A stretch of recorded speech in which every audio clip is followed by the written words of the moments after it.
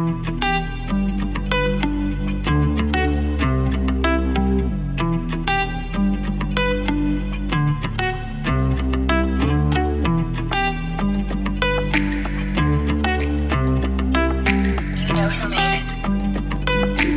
how to program using the R language. Today we are going to look at a quick guide on using R Studio Console. So at first sight or at first introduction, the R Studio can look intimidating with all these different panes and all this, but this guide and other videos are going to show you how to best use it and understand it.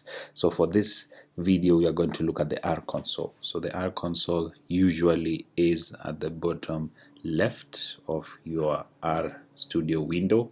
Sometimes you can reorganize, as I'm going to show you in other videos, reorganize it so that either it can be in any of these 4 locations, but for this time we are seeing it in the bottom left. So think of the R console as the heart of R, or heart of the R Studio user interface, and this is where basically the code is executed. So if R shows you the greater than sign, usually shows that R is ready to receive and run this code. So for example, if we want to just do a simple summation of 2 plus 2 and then we press the enter, we can see that it's giving us a result 4. So this is where either you can run your code directly, or any code that you have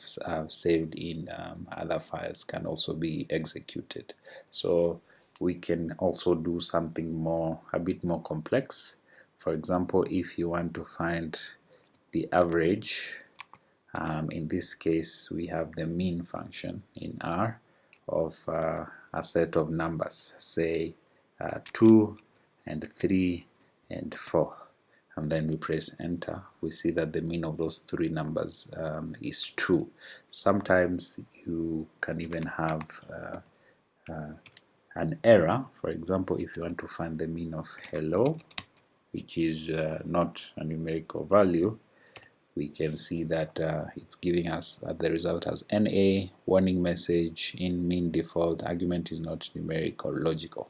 So this means that this is an error and R cannot run it. So make sure you always understand what the warning message is giving you, and make sure that that is corrected so that you can get the results that you're looking for.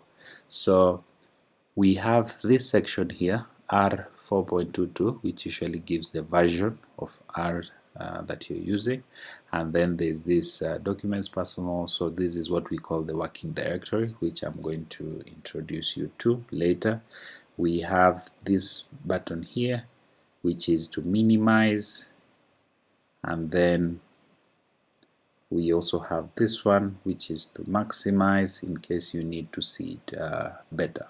So we can take it back and put it in the normal, and then we also have this value which looks like a broom, which is usually to clear the console or make sure that whatever has been printed in the console can be deleted. So for example, you can click on that and we have our console back to what it was. Then there's the terminal.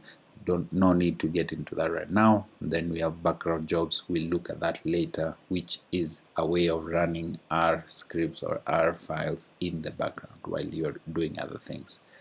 That's all for today. So we've looked at how to use the R console. Goodbye and happy coding.